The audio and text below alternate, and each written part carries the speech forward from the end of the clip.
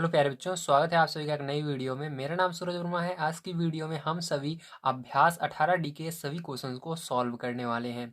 आप सभी को इस वीडियो को बड़े ध्यान से देखना है और एक एक चीज़ को बड़े बारीकी से समझना है, क्योंकि इस वीडियो के अंदर जितनी भी चीज़ें बताई जाएंगी वो आपके एग्जाम की दृष्टि से बहुत इंपॉर्टेंट है। इसके अंदर बहुत सारे ऐसे फॉर्मूले हैं जो आपको पता नहीं होंगे, उन सबको मैं हाईलाइट कर दूंगा, आपको बता दूंगा कौन से फॉर्मूले हैं, उसको अलग से लिख लीजिएगा और याद कर लीजिएगा। वही फॉर्मूले से आपके क्वेश्चन सॉल्व होंगे। ठीक है, तो आइए स्टार्ट करते हैं इस वीडियो को।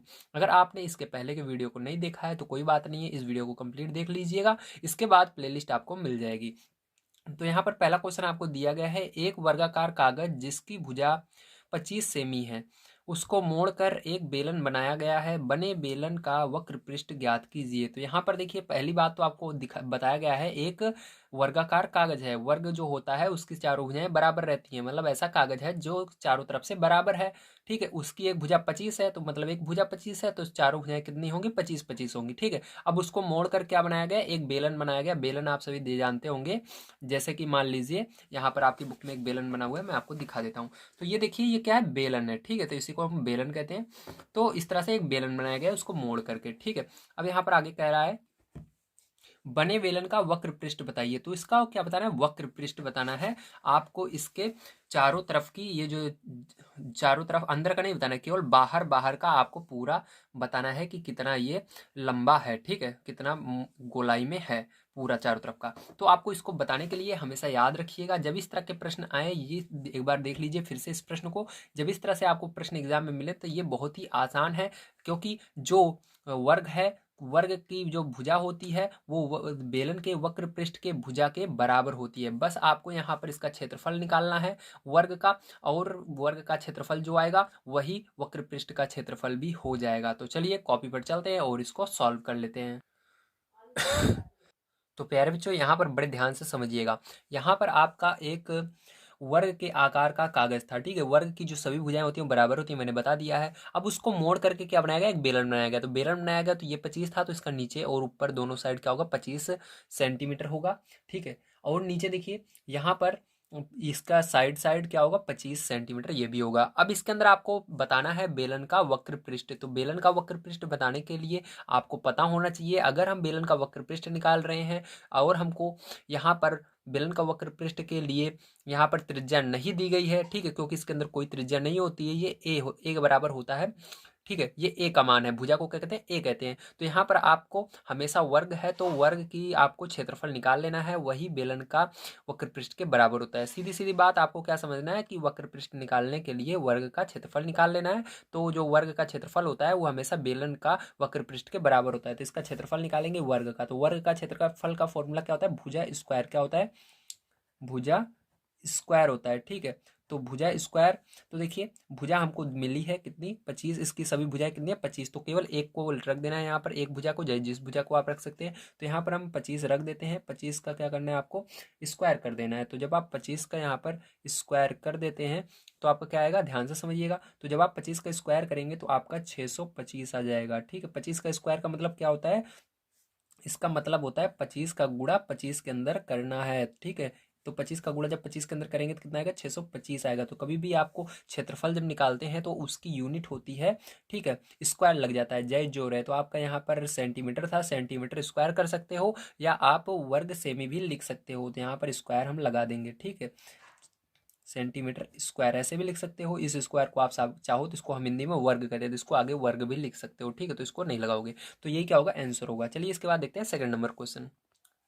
तो प्यारे बच्चों, यहाँ पर अब सेकंड नंबर का क्वेश्चन हम पढ़ते हैं। हमको दिया गया है एक लंब वृत्तीय बेलनकार ड्रम। ठीक है, तो यहाँ पर लंब वृत्तीय मतलब वही बेलनकार, बेलन की बात की जा रही है, जो कि एक ड्रम है। उसका व्यास क्या है? उसका 55 सेंटीमीटर व्यास दिया गया है, तथा लंबाई कितनी है? उसकी लंबाई 120 सेंटीमीटर है। उस ड्रम में कितने लीटर पानी आएगा, इसको बताना है। तो ये वाला क्वेश्चन बहुत ही महत्वपूर्ण है, इसको बड़े ध्यान से समझना है। चलिए हम कॉपी पर चलते हैं और इसको बड़ी बारीकी से समझते हैं। तो प्यारे बच्चों, यहाँ पर ध्यान से समझिए सॉल्यूशन नंबर 2 को।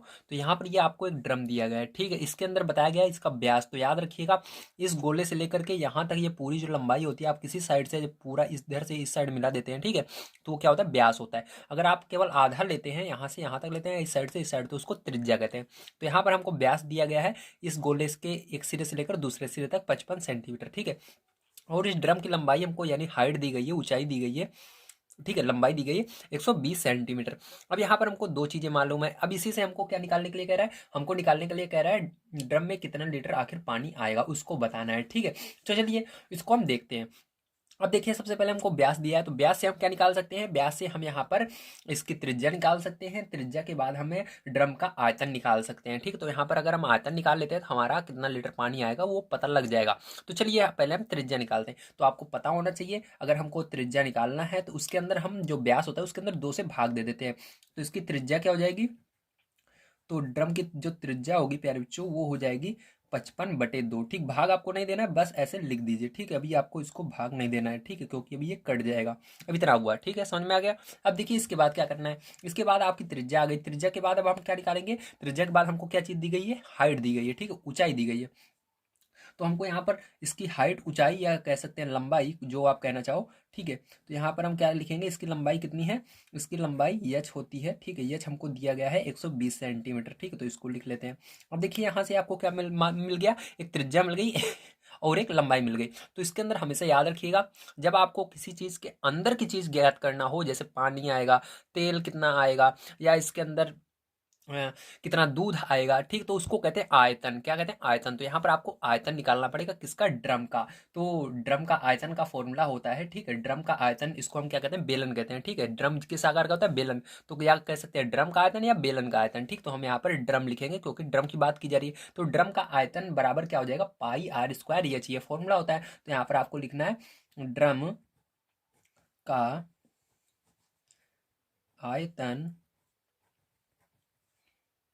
बराबर पाई आर स्क्वायर यच, ठीक, ये फॉर्मूला होता है। समझ में आ गया आपको, वेरी गुड। अब अगर आपको इतना समझ में आ गया तो आगे सारी चीजें अब आपको बड़े आसानी से समझ आने वाली हैं। देखिए अब इसके बाद क्या करना है, अब इतना जब आपने कर लिया तो आपको सारी चीजें उठाकर यहाँ पर जो जो मालूम है उसको रख देना है।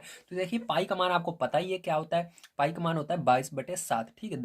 22/7 लिखना है, यहाँ पर गुणा लगाना। आर का मान देखिए हमको दिया गया है 55/2, ठीक है, और इसके ऊपर स्क्वायर है तो मतलब इसको 2 बार लिखना है, ठीक है। तो 55/2 एक बार लिखा और 55/2 मैंने एक बार और लिखा, ठीक। और ये हाइट आपको कितनी दी गई है, लंबाई 120, तो 120 यहाँ पर लिख देना है, ठीक है। अब आपको इसको सरल कर लेना है। तो यहाँ पर जब आप इसको सरल कर लोगे प्यारे बच्चों तो आपका कुछ इतना आ जाएगा, ठीक है। तो यहाँ पर देखिए इस 4 से ये इस 2 दूनी उसका गुणा करोगे, 2 दूनी 4, 4 से इसको भाग दोगे तो हो जाएगा आपका 4×3 = 12, तो 3 यहाँ पर 30 आ जाएगा, ठीक है। तो अब आप जब 30 आएगा और ऊपर वाले का सबका गुणा कर दोगे तो आपका ऊपर आएगा प्यारे बच्चों 1996,500, कितना आएगा, 1996 और 500 आ जाएगा, ठीक है। इसको मैं पहले से गुणा करके रखता हूँ ताकि आप सभी को कोई दिक्कत ना हो, है ना। तो अब नीचे देखिए आपका 7 बच गया क्योंकि 4 से हमने काट दिया था इसको, तो नीचे जो 7 बचा है इसको ऐसे लिख देंगे, ठीक है, समझ में आ गया।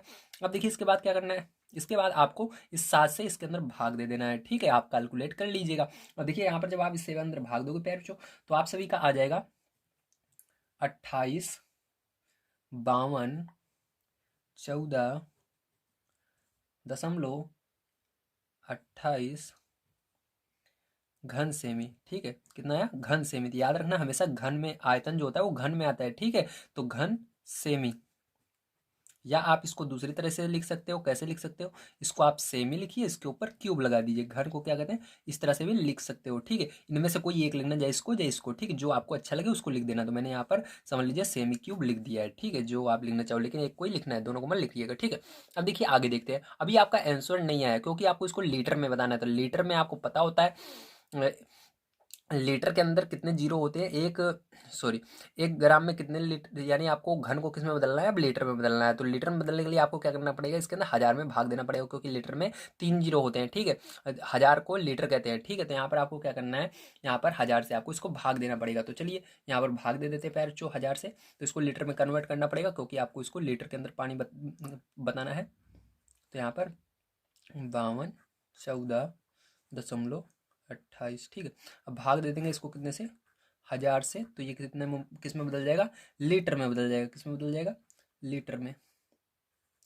तो यहाँ पर इसको जब आप भाग दोगे प्यारे बच्चों तो ये जो दशमलव है 3 अंक इधर खसक जाएगा, ठीक है। दो यहाँ पर देखिए आपका यहाँ पर आ जाएगा, तो इसको लिखेंगे 285, और यहाँ पर दशमलव यहाँ पर आ चुका है तो दशमलव लगा देंगे, 2 1 आप चाहो इस पूरे को लिख सकते हो, लेकिन माना ये जाता है दशमलव के बाद अगर आप 2 डिजिट भी लिख देते हो तो वो बिल्कुल सही माना जाता है। ठीक है, तो आप केवल इतना लिख सकते हो समय बचाने के लिए अपना, लीटर।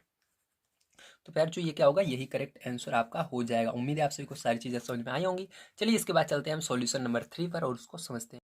तो प्यारे बच्चों 3 नंबर का क्वेश्चन बड़े ध्यान से समझिएगा। दिया गया है, यदि एक रोलर का व्यास, रोलर जो होता है किस तरह से होता है, ड्रम होता है, वो सीधा रहता है, जो ड्रम हमने निकाला उसी को जब टेढ़ा कर देते हैं तो उसको रोलर कहते हैं। रोलर आपने देखा होगा जो सड़क बनाते हैं, ठीक है, जो सड़क पर एक चलता है बड़ा सा ठीक है, रोलर उसको कहा जाता है। क्या कहा जाता है, रोलर। जो सड़क बनाने के लिए काम में लिया जाता है उसको हम क्या कहते हैं, रोलर कहते हैं। ठीक है, बहुत सारे बच्चे पूछते हैं कि ये क्या चीज़ है, तो हम कहते हैं ये सड़क बनाने वाला ठीक है गाड़ी है। तो उसी को हम क्या कहते हैं, रोलर कहते हैं। उसको बड़े बड़े जो पत्थर होते हैं उनके ऊपर जब चलाते हैं तो वो धंसा देता है उसको, बहुत गरू रहता है ना, लोहे का बना रहता है, तो उसी को हम रोलर कहते हैं। तो रोलर का जो व्यास है, ठीक है, 70 सेंटीमीटर दी गई है, और उसकी लंबाई जो है, सॉरी 70 सेमी दी गई है, और जो उसकी लंबाई है 2 मीटर दी गई है। ठीक है, तो यहाँ पर देखिए ये सेंटीमीटर में, ये मीटर में है, तो आपको इसको कन्वर्ट फिर से करना पड़ेगा किसके अंदर, या तो सेंटीमीटर में करो या मीटर में, दोनों बराबर यूनिटें होनी चाहिए, तभी हम इसको सॉल्व कर सकते हैं। ठीक है, तो बताइए कि 50 चक्कर में रोलर कितने वर्ग मीटर चलेगा। तो वर्ग मीटर में है, मतलब हमको इसको मीटर में कन्वर्ट करना है। यहाँ से वर्ग मीटर में पूछा है ना, तो हमको इसको वर्ग में, इसको मीटर में, सेंटीमीटर को मीटर में कन्वर्ट करना पड़ेगा। तो यहाँ पर आपको बताना है कि 50 चक्कर में जो रोलर है कितने वर्ग मीटर चलेगा। तो चलिए कॉपी पर चलते हैं और इसको सॉल्व करते हैं। तो प्यारे बच्चों देखिए, जो रोलर होता है उसके आगे आपने देखा होगा इस तरह से होता है। ठीक है, आगे वाला जो चक्का होता है उसका कुछ इस प्रकार से होता है ना। तो वही क्या हो रहा है, चल रहा है। ठीक है, तो इसी को हम निकालेंगे। ठीक है, तो ये किस आकार का है, आपका बेलन आकार का है। ठीक है, तो आप देखिए यहाँ पर ध्यान से समझिएगा। अब यहाँ पर हम इसको निकालेंगे। तो यहाँ पर देखिए प्यारे बच्चों, सबसे पहले हमको दिया क्या गया है, तो यहाँ पर हमको दो चीज़ें दी गई हैं। ठीक है, पहली चीज़ क्या दी गई है, पहली चीज़ हमको दी गई है इसकी व्यास। ठीक है, इसका व्यास जो है 70 सेंटीमीटर, और जो इसकी ऊंचाई है वो 2 मीटर है। ठीक है, जो इसकी लंबाई कह सकते हो या ऊंचाई कह सकते हो, तो ये 2 मीटर है। अब यहाँ से हम क्या निकाल सकते हैं, सबसे पहले यहाँ पर हम त्रिज्या निकाल सकते हैं। तो चलिए इसकी त्रिज्या हम निकाल लेते हैं। तो देखिए इसकी त्रिज्या निकालने के लिए आपको क्या करना पड़ेगा, व्यास के अंदर 2 से भाग देना पड़ेगा। तो यहाँ पर लिखेंगे व्यास, ठीक है, बराबर 70 सेंटीमीटर। तो इसकी त्रिज्या क्या हो जाएगी, तो इसकी त्रिज्या जो होगी प्यारे बच्चों वो हो जाएगी 70/2, मतलब क्या हो जाएगी 35। ठीक है, 35 सेंटीमीटर।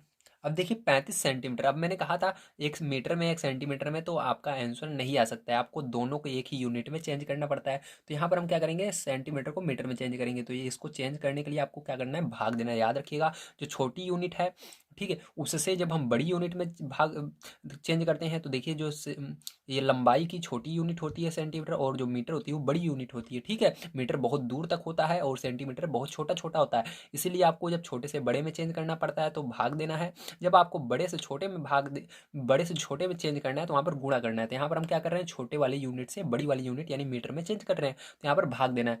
तो आपको पता होना चाहिए 1 मीटर में कितने सेंटीमीटर होते हैं, उसी से भाग देना है। तो हमको पता है, ठीक है, हमको पता है 1 मीटर में कितने सेंटीमीटर होते हैं, कितने होते हैं, 100 होते हैं। तो 100 से भाग देंगे इसके अंदर, तो ये मीटर में बदल जाएगा। तो इसके अंदर 100 से आपको इस तरह से भाग दे देना है। जब आप इसके अंदर 100 से भाग दोगे तो ये आपका कुछ इस प्रकार से आ जाएगा। ठीक है, यहाँ पर आ जाएगा 0.35। ठीक है, 0.35 कितना मीटर, कितने में बदल गया, मीटर में। तो ये देखिए ये वाला भी मीटर में आपका बन चुका है, और ये जो इसकी लंबाई है ये भी क्या है, मीटर में है। तो यहाँ पर लिखेंगे लंबाई बराबर 2 मीटर। ठीक है, तो दोनों क्या है, मीटर में अब बदल चुके हैं। अब यहाँ से आपको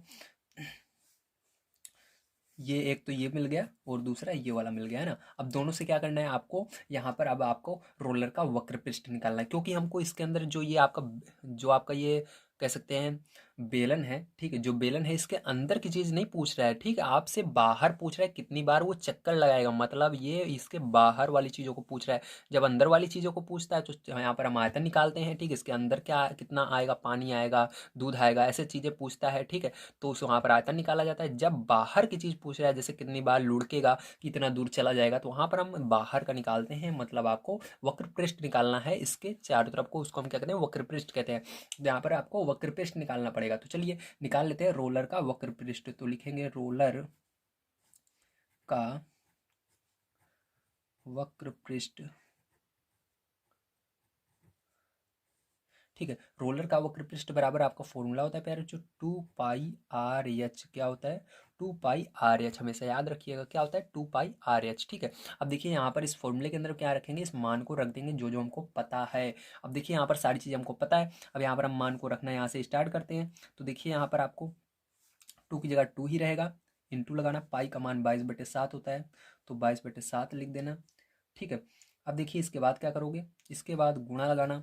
आर का मान आपने अभी निकाला है कितना है, ये देखिए त्रिज्या को आर कहते हैं, ठीक है। तो यहाँ पर 0.35, तो देखिए आर केवल एक बार है, स्क्वायर नहीं है, इसलिए एक बार लिखना है इसको। यच देखिए 2 मीटर है, तो यहाँ पर 2 लिख देना है, ठीक है। अब देखिए नीचे किसी से भाग नहीं जाएगा, ये 35 भले ही चला जाएगा, 7×5 = 35, तो यहाँ पर बच जाएगा 0.5, ठीक है। भाग देने पर आपका समझ में आ गया। अब क्या करना है, अब आपको सबका ऊपर वाले का सबका गुणा कर देना है जो बचा, और नीचे कुछ भी नहीं बचा। अब ऊपर वाले का गुणा करेंगे तो वही आपका जो आएगा वही करेक्ट आंसर हो जाएगा। तो चलिए आपको इसका पूरा गुणा करना होगा। तो जब पूरे में आप गुणा कर दोगे प्यारे बच्चों, तो आप सभी का आंसर आ जाएगा 4.4, कितना आएगा 4.4 मीटर, कितना आएगा 4.4 मीटर, ठीक है। तो इस बार मैंने हिंदी में मीटर लिख दिया है। इतना समझ में आ गया। अभी हमने निकाला कि ये जो इसका वक्र पृष्ठ होगा वो कितना होगा, ठीक है। अब हमको बताना है कि ये आखिर कितनी दूरी चलेगा, ठीक है, कितने वर्ग मीटर चलेगा। तो इसके अंदर क्या करना पड़ेगा, इतने यानी एक चक्कर में ये इतना मीटर चल रहा है, ठीक है, रोलर 4.4 मीटर चल रहा है। तो आपको क्या करना पड़ेगा प्यारे बच्चों, इसी के अंदर जो इसने 50 चक्कर लिखे हैं उसको गुणा करना पड़ेगा, ठीक है। एक चक्कर में कितना चला इसने, एक ये एक चक्कर बराबर निकल गया, एक चक्कर बराबर में वो 4.4 मीटर जा रहा है, तो वो 50 चक्कर में कितना जाएगा, तो इसके अंदर गुणा कर देना है। तो चलिए गुणा कर लेते हैं, 50 चक्कर में चला क्षेत्रफल, ठीक है, निकाल लेते हैं। तो यहाँ पर लिखते हैं 50 चक्कर में चला क्षेत्रफल, ठीक है। क्या निकाल रहे हैं, क्षेत्रफल निकाल रहे हैं। तो क्षेत्रफल, क्षेत्रफल यानी वही एरिया, ठीक, कितनी दूरी चल रहा है, समझ रहे हो ना। तो देखिए इसके बाद क्या करेंगे, यहाँ पर आपको इसके अंदर 50 का गुणा कर देना, 50 लिखना, गुणा लगा करके 4.4 कर देना, ठीक है। अब जब आप इसका गुणा कर लोगे आपका आंसर आ जाएगा। तो जब आप इसका गुणा करोगे तो आपका आएगा 220 मीटर, ठीक। कितना मीटर चलेगा, 220 मीटर चलेगा। तो बताइए बहुत आसान था ना आंसर, ठीक है। इस तरह से आपको करना था। चलिए इसके बाद देखते हैं हम 4 नंबर का क्वेश्चन किस प्रकार से किया जाएगा। तो प्यारे बच्चों 4 नंबर का क्वेश्चन बड़े ध्यान से समझना है। हालांकि ये जो क्वेश्चन है ये आपका जो आपने अभी ड्रम वाला बताया था ना, ड्रम जो था, ड्रम के अंदर कितना पानी आएगा, बिल्कुल उसी तरह से, क्योंकि एक जो कुआं होता है प्यारे बच्चों, वो उसके अंदर जो होता है जैसे पानी है, ड्रम है, उसी रूप का होता है कुआं भी। अगर देखें तो ड्रम के ही आकार का होता है, बस गहरा ज़्यादा रहता है, ठीक है। तो बिल्कुल वही कॉन्सेप्ट है, बस यहाँ पर थोड़ा सा रुपए दे दिया गया है, तो इसको किस तरह से कन्वर्ट करेंगे ध्यान समझिएगा। यहाँ पर दिया गया 3 मीटर व्यास का 14 मीटर गहरा कुआं 30 रुपये प्रति घन मीटर की दर से खोदने में कितना खर्च होगा। तो यहाँ पर आपको बताना है कि अगर 3 मीटर व्यास वाला 14 मीटर गहरा कुआं खोदना है, तो अगर उसको खोदने में 30 रुपये प्रति घन मीटर की दर देनी पड़े, तो बताना है कि इतना खोदने में कितने रुपए लगेंगे। तो आइए चलते हैं कॉपी पर और इसको समझते हैं, ठीक है। तो प्यारे बच्चों देखिए ध्यान समझिएगा, इस डायग्राम की मदद से मैं आपको समझा रहा हूँ, ठीक। ये आपका मान लीजिए कुआं है, तो ये जो व्यास है, मतलब इस कुएं से लेकर इस छोर से लेकर इस छोर तक जो उस मिलाते हैं उसको एक रस्सी से, मान लीजिए इधर एक लड़का लेकर खड़ा है, एक लड़का इधर, ठीक है। तो उसको जो मिलाएंगे जितनी भी लंबी वो रस्सी होगी उसी को क्या कहते हैं, व्यास कहते हैं। तो यहाँ पर जो व्यास है वो 3 मीटर है, और जो ये गहरा कुआं है वो पूरा गहरा कुआं है आपका 14 मीटर, ठीक है। अब इसके क्या करना है आपको, तो इस कुएं की आपको खुदाई करनी है, ठीक। इस तरह मान लिया गया, कोई ठेकेदार जो है ठेका दे दिया है खोदने के लिए। तो अब यहाँ पर पैसा आपको बताना है टोटल उसको कितना पैसा पड़ेगा, ठीक है। अब देखिए यहाँ पर क्या करेंगे, सबसे पहले हमको दो चीज़ें यहाँ पर मालूम है, पहला व्यास पता है, दूसरा कुएं की गहराई पता है, ठीक है। तो यहाँ पर चलिए हम इसकी मदद से हम यहाँ पर पैसा निकाल सकते हैं। तो यहाँ पर हम लिखेंगे कुएं का व्यास, कुएं का व्यास कितना दिया गया आपको, 3 मीटर दिया गया है। अब इससे हम त्रिज्या निकाल सकते हैं, तो इसकी क्या निकालेंगे, त्रिज्या कुएं की निकाल लेंगे, ठीक। त्रिज्या क्या हो जाएगी कुएं की, इसको 2 से भाग दे दिया जाएगा, तो 3/2, ये मीटर क्या हो गई, त्रिज्या हो गई। अब इसकी गहराई, गहराई यानी अब इसकी गहराई कितनी होगी कुएं की, तो गहराई,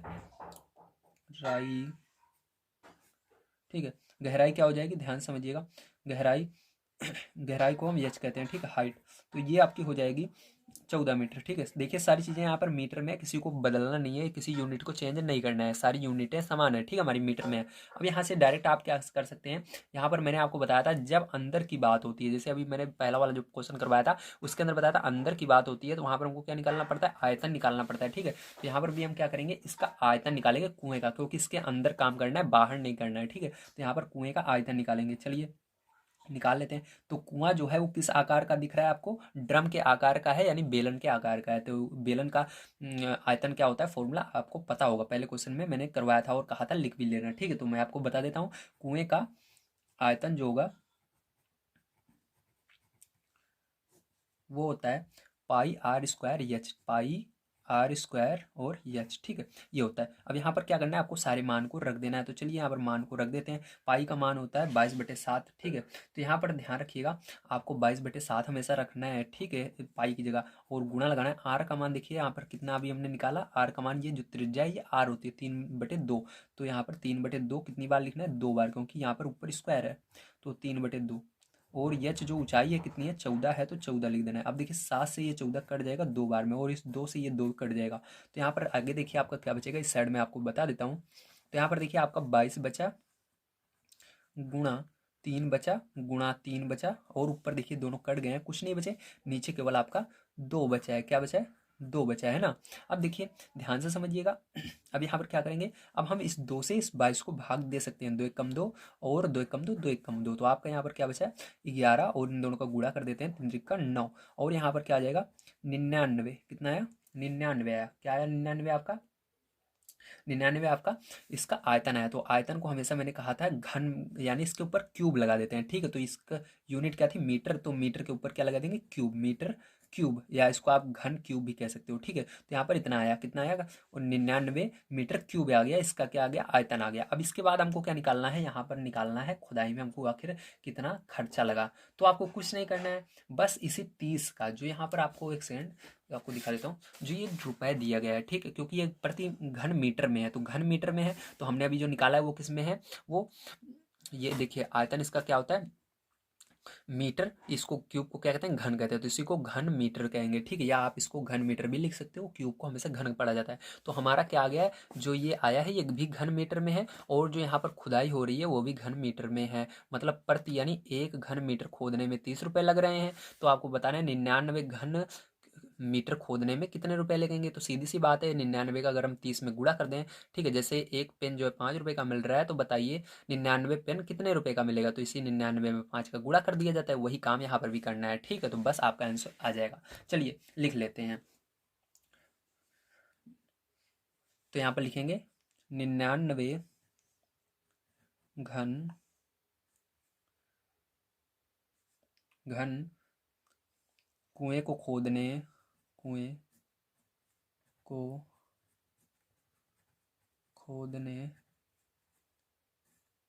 में लगा खर्च बराबर। ठीक है, तो आपको क्या करना है, यहाँ पर इस 99 में उस 30 के अंदर इस 99 का गुणा कर देना है। तो यहाँ पर उस 30 का जो आपको बुक में दिया गया है उसका 99 में गुणा कर देना है। तो आपका किस में आ गया, ये रुपए में आ जाएगा, किस में आ जाएगा, रुपए में। ठीक, इसका आंसर आएगा, ध्यान रखिएगा। तो गुणा करेंगे, तो यहाँ पर जब प्यारे बच्चों आप गुणा करोगे तो आपका आ जाएगा 2,970 रुपये। कितना आएगा, 2,970 रुपये। तो यही क्या हो जाएगा, करेक्ट आंसर आ जाएगा। बताइए आपको समझ में आया कि नहीं, वेरी गुड, आपको समझ में आना चाहिए। ठीक है, तो इस तरह से बहुत आसान था ये क्वेश्चन, अगर आप समझ लिए होंगे तो। ठीक है, चलिए इसके बाद देखते हैं अब हम अपना 5 नंबर क्वेश्चन किस तरह से किया जाएगा। तो देखिए प्यारे बच्चों, 5 नंबर क्वेश्चन आपको दिया गया है। एक 17 सेमी लंबे और 7 सेमी चौड़े आयत को चौड़ाई के परितः घुमाने पर बने बेलन का वक्र पृष्ठ ज्ञात कीजिए। तो सीधी सी बात है, यहाँ पर ध्यान से समझना है, आपको करना क्या है, आखिर आपने समझा नहीं होगा, फिर से मैं समझा देता हूँ। यहाँ पर कहा जा रहा है एक 17 सेमी लंबे और 7 सेमी चौड़े आयत, आयत जो होता है उसके अंदर लंबाई और चौड़ाई होती है, आपको याद रखना है। ठीक है, को चौड़ाई के परितः, ठीक है, घुमाने पर, इसको छोड़ दीजिए, घुमाने पर बने बेलन का वक्र पृष्ठ ज्ञात कीजिए। तो मतलब आपको क्या करना है, यहाँ पर एक जो आपका आयत है उसके लंबाई और चौड़ाई से क्या करना है, एक बेलन बनाना है, और उस बेलन से क्या करना है, उसका वक्र पृष्ठ निकालना है। सीधी सी बात है। ठीक है, तो चलिए हम निकाल लेते हैं। तो देखिए प्यारे बच्चों, यहाँ पर आपको एक आयत दिया गया था जिसकी लंबाई 17 सेंटीमीटर और इसकी चौड़ाई 7 सेंटीमीटर दी गई थी। अब इसी न, आयत से क्या बनाया गया, एक बेलन बनाया गया। बेलन की जो त्रिज्या हो जाएगी यहाँ पर क्या होगी, 17 होगी। ध्यान रखिएगा यहाँ पर जो इसकी लंबाई है, ठीक है, जो लंबाई है वो यहाँ पर त्रिज्या बन जाएगी और जो इसकी चौड़ाई है वो यहाँ पर क्या बन जाएगी, इसकी ऊंचाई बन जाएगी। ठीक है, अब यहाँ से आपको क्या निकालना पड़ेगा, अगर आप सभी इसके अंदर 5 नंबर क्वेश्चन में आपको वक्र पृष्ठ कह रहा था, बेलन का वक्र पृष्ठ निकालना होगा। ठीक है, तो आप बड़े आसानी से यहाँ से क्या निकाल सकते हैं, वक्र पृष्ठ निकाल सकते हैं। तो यहाँ से एक चीज़ आपको पता लगती है, अगर लंबाई रहेगी, ठीक, यहाँ पर जो आयत की लंबाई रहेगी और उसको हमको यहाँ पर क्या बना देना है, उसको त्रिज्या बना देना है, और जो यहाँ पर चौड़ाई रहेगी उसको इस बेलन की ऊंचाई बना देना है। इतने दो अगर चीज़ें आपको कन्फर्म हो गई हैं तो आप बड़े आसानी से इसका आंसर निकाल सकते हैं। तो चलिए अब निकालते हैं बेलन का वक्र पृष्ठ। तो यहाँ पर हम लिखेंगे बेलन का वक्र पृष्ठ बराबर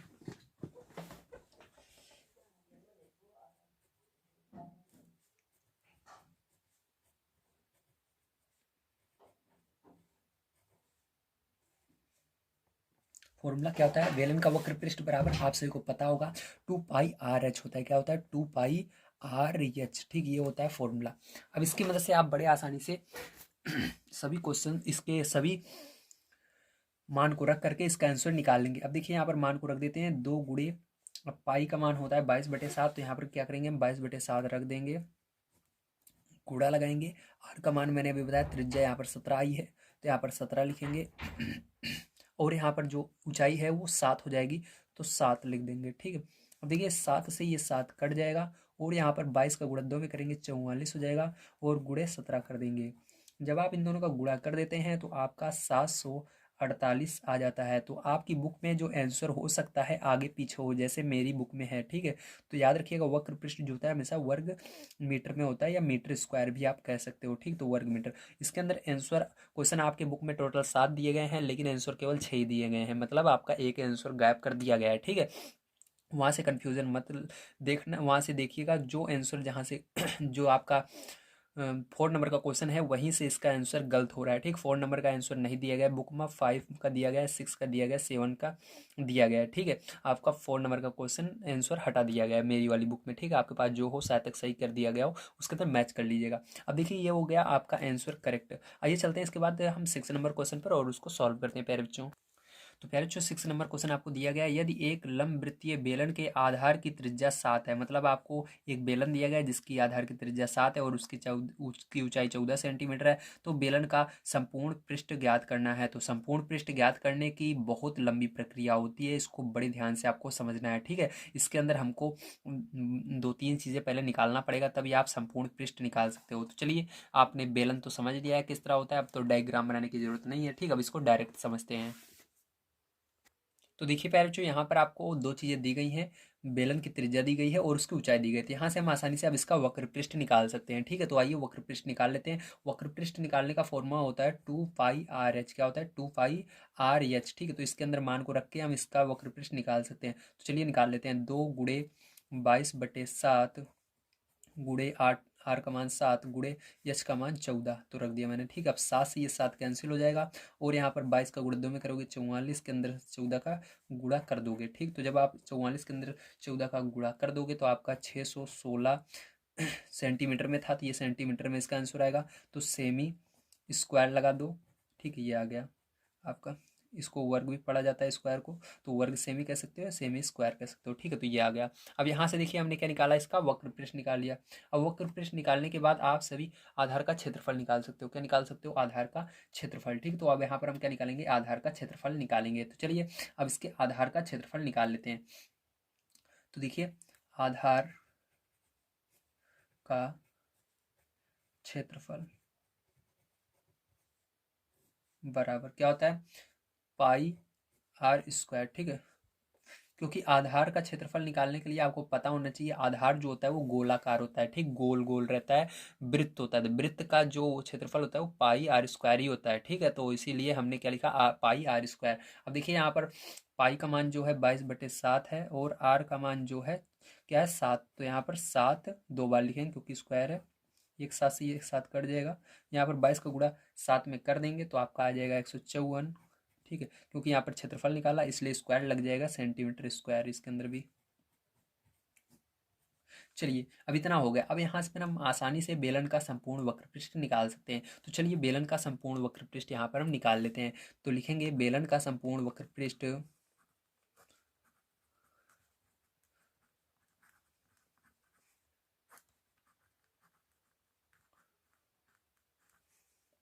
बराबर क्या होता है फॉर्मूला, इसके अंदर आपको जो आपका, ठीक है, जो आपका वक्रपृष्ठ आया है, ठीक है, बेलन का जो वक्रपृष्ठ आया है उसके अंदर हम क्या करते हैं, दो को जोड़ते हैं और आधार का गुणा करते हैं। ठीक है, देखिए वक्रपृष्ठ, एक सेकंड सॉरी, इसका फॉर्मूला होगा जो हमने वक्रपृष्ठ निकाला था, ठीक है, तो लिखेंगे वक्रपृष्ठ, क्योंकि एक ही वक्रपृष्ठ निकाला है तो सीधी सी बात है बेलन का ही वक्रपृष्ठ होगा। तो वक्रपृष्ठ प्लस, ठीक है, प्लस इसके अंदर क्या करेंगे, दो का गुणा करेंगे किसके अंदर, इसको जो आधार को निकाला था उसके अंदर करते हैं ना, मेरे को थोड़ा सा याद नहीं था, आधार के अंदर करते हैं। ठीक है, आधार का क्षेत्रफल के अंदर करते हैं दो का गुणा। अब इसको भी मैं बता देता हूँ आपको क्यों करते हैं। ठीक, देखिए ध्यान से समझ लीजिए, जो आपका ये बेलन होता है, ठीक है, तो आपका बेलन कुछ इस प्रकार से होता है, मैं फिर से एक बार समझा देता हूँ आपको बढ़िया, ताकि एग्जाम में आपको कोई दिक्कत ना आए। ठीक है, तो ये बेलन होता है। तो ये हमने सबसे पहले क्या निकाला, इसका इसका हमने बेलन का वक्रपृष्ठ निकाल लिया। वक्रपृष्ठ यानी इधर की, इधर साइड का और इधर साइड का हमने निकाल लिया। ठीक, दोनों साइड का मान निकाल लिया हमने। ठीक है, इधर साइड का मान हमारा हो गया और इधर का भी हो गया, इस साइड का मान निकाला और इस साइड का मान हमने निकाल लिया। अब इसके बाद हमने आधार का क्षेत्रफल निकाला, मतलब इस नीचे वाले वृत्त का, एक दो वृत्त हैं, एक नीचे है और एक ऊपर है, तो हमने कहाँ निकाला, आधार का निकाला, आधार यानी नीचे, नीचे वाले वृत्त का हमने क्या निकाला, क्षेत्रफल निकाल लिया। लेकिन लेकिन यहाँ पर जितना बड़ा ये वृत्त है उतना बड़ा एक और वृत्त ऊपर भी है। ठीक है, इसलिए हमने क्या किया, दो बार है तो इसलिए दो का इस नीचे जो आधार निकाला हमने, आधार का क्षेत्रफल जो इसका आंसर आया है, इसी के अंदर ये वाला आंसर आया, इसी के अंदर दो का गुणा करना है, इसीलिए यहाँ पर दो का गुणा हो रहा है। समझ गए ना आप। चलिए अब आ जाएगा आपका, मतलब चारों तरफ का पूरे का आंसर आ जाएगा। तो इसी के अंदर हम यहाँ पर मान को रख देते हैं। चलिए यहाँ पर वक्र पृष्ठ आपका क्या आया था, 616 आया था, प्लस लगाएंगे, दो के अंदर इसका गुणा कर देंगे आधार का, क्योंकि दो बार यहाँ पर वृत्त था लेकिन हमने निकाला एक बार ही था केवल, इसलिए दो है तो दो लिख करके 154 का गुणा कर देंगे। अब इनको गुणा करके जोड़ लेना है, 616 प्लस, जब आप इन दोनों का गुणा करोगे प्यारे बच्चों, ठीक है, जब आप इन दोनों का गुणा करोगे तो आपका आ जाएगा 308, कितना आ जाएगा 308, तो दोनों को जोड़ लोगे प्यारे बच्चों तो आपका आ जाएगा 924। ठीक है, तो 924 है, वो भी क्या आ जाएगा आंसर आपका, देखिए यहाँ पर सेंटीमीटर में था, सेंटीमीटर स्क्वायर। ठीक, क्या हो जाएगा सेंटीमीटर स्क्वायर, तो सेमी स्क्वायर लिख सकते हो आप, तो ये हो जाएगा करेक्ट आंसर। तो प्यार जो याद रखिएगा यहाँ पर 4 नंबर का क्वेश्चन है नहीं, 4 नंबर के क्वेश्चन का आंसर दिया नहीं गया, इसलिए आपका जो 6 नंबर आंसर है वो आपका दिखा रहा हुआ 5 नंबर आंसर पर। ठीक है, चलिए आप मिला लीजिएगा। अब मेरी बुक में तो ऐसा ही है, आपकी बुक में शायद सही हो। ठीक है, तो चलते ही चलिए इसके बाद देखते हैं हम 7 नंबर का क्वेश्चन। 7 नंबर का क्वेश्चन बहुत इंपॉर्टेंट है, उसको बड़े ध्यान समझिएगा, ये आपका लास्ट क्वेश्चन है। तो प्यारे बच्चों यहाँ पर देखिए लास्ट क्वेश्चन आपका 7 नंबर का क्या दिया गया है, इसको बड़े ध्यान से समझ लीजिएगा। ठीक है, और अभी तक आपने अगर इस चैनल को सब्सक्राइब नहीं किया तो प्लीज़ अगला वीडियो देखने के लिए जरूर कर लीजिएगा। चलिए अब देखते हैं आगे। एक लंबवृत्तीय बेलन का वक्र पृष्ठ, यानी फिर से एक बेलन है जिसका वक्र पृष्ठ आपको पहले से ही दिया गया है। ठीक है, 1320 वर्ग सेमी है। यदि बेलन की ऊंचाई यहाँ पर 15 सेंटीमीटर हो तो बेलन के आधार की त्रिज्या, तो यहाँ पर आपको उल्टा फंसा दिया गया है, मतलब आपको त्रिज्या पूछ रहा है। तो ये वाला इस तरह के क्वेश्चन बहुत ही आसान होते हैं, इसको आप बड़े आसानी से कर सकते हैं। ठीक है, इसके अंदर कुछ नहीं करना रहता, अगर आपको उल्टा फंसा है तो उल्टा जो रहता है, उल्टा आपको चलना बहुत आसान होता है, समझ लीजिएगा। ठीक, 7 नंबर का क्वेश्चन बहुत ही आसान है, आइए देखते हैं इसको। तो प्यारे बच्चों यहाँ पर देखिए आपको क्या क्या चीज़ें दी गई हैं, आपको यहाँ पर दिया गया है बेलन का वक्र पृष्ठ 1320 सेंटीमीटर स्क्वायर दिया गया है और बेलन की त्रिज्या जो है 15 सेंटीमीटर दी गई है। अब आपको त्रिज्या पूछ रहा है तो यहाँ पर आपको सबसे पहले यही फॉर्मूला लगा देना है, बेलन का वक्र पृष्ठ बराबर आखिर होता क्या है। तो हम जानते हैं जो बेलन का वक्र पृष्ठ बराबर होता है 2πRH, क्या होता है 2πRH होता है ना। अब देखिए यहाँ पर हमको जो जो चीज़ें दी गई हैं यहाँ पर उसको यहाँ पर पुट कर देना है। तो हमको यहाँ पर बेलन का वक्र पृष्ठ दिया गया है, तो बेलन का वक्र पृष्ठ देखिए यहाँ पर कहाँ पर लिखा हुआ है, यहाँ पर लिखा हुआ है, तो 1320 उठाकर यहाँ पर रख दीजिए, तो यहाँ पर हम लिख देते हैं 1320। ठीक है, बराबर लगाएंगे, दो को ऐसे रहने देंगे। अब यहाँ पर जो पाई है, पाई का मान होता है 22/7, इसको लिखेंगे, गुणा लगाएंगे। अब आपको त्रिज्या आर निकालनी है तो आर को आर ही रहने देना है और यच आपको दिया गया 15, तो 15 लिख देना है। ठीक है, अब देखिए अब क्या करना है आपको, अब देखिए यहाँ से आपको इसको सरल करना है। सरल करने के लिए क्या करना है, जो नीचे है ये इधर जाएगा, गुणे में चला जाएगा, मतलब सब संख्याओं को उधर लाना है। ठीक है, तो जो यहाँ पर नीचे रहेगा ये ऊपर चला जाएगा गुणे में, और जो ऊपर गुणे में ऊपर रहेगा वो नीचे चला जाएगा। तो देखिए यहाँ पर क्या होगा, ये इधर आएगा तो ये हो जाएगा 13, 20 पहले से ये गुणे में ऊपर आ जाएगा। अब इन दोनों का गुणा कर लेते हैं, 44 हो जाएगा, और इधर ये ऊपर है तो ये नीचे 44 आ जाएगा, और ये भी ऊपर है तो इधर नीचे आ जाएगा। ठीक है, अब इधर बचा आपका केवल आर। ठीक, समझ में आ गया। अब देखिए क्या करना है आपको। अब आप यहाँ पर देखिए लास्ट में क्या है, 0 है और यहाँ पर 15 है, मतलब 15 के पहाड़े से ये आसानी से कट सकता है अगर आप काटोगे तो। ठीक है, जब आप इस पूरे को सरल कर लोगे, आप सरल कर लीजिएगा, जब आप इसको सरल कर लोगे प्यारे बच्चों, तो आपका यहाँ पर आर बराबर आ जाएगा। ठीक, आर को मैंने इस साइड लिखा, आर बराबर क्या बचेगा, 14 बचेगा, केवल क्या बचेगा, 14 बचेगा। तो यही क्या हो जाएगा, आपका करेक्ट आंसर हो जाएगा। ठीक है, तो प्यार बच्चों उम्मीद है आप सभी को सारी चीज़ें समझ में आई होंगी। आज की वीडियो थोड़ी लंबी हो गई, लेकिन इस वीडियो में मैंने आप सभी के लिए एक्सरसाइज जो आपकी कौन सी है, ये 18D है ना, हाँ 18D पूरी कंप्लीट करवा दी है। उम्मीद है आप सभी को सारी चीज़ें समझ में आई होंगी और आपने इस वीडियो को एंजॉय किया होगा। अगर आप सभी नेक्स्ट वीडियो देखना चाहते हैं तो प्लीज़ चैनल को सब्सक्राइब कर लीजिए और इस वीडियो को लाइक करना मत भूलिएगा, जिससे कि मुझको लगे कि आप सभी को समझ में आ रहा है और मैं और जल्दी ही आपको नेक्स्ट एक्सरसाइज प्रोवाइड कर सकूँ। तो वीडियो देखने के लिए धन्यवाद। आप सभी का दिन शुभ हो।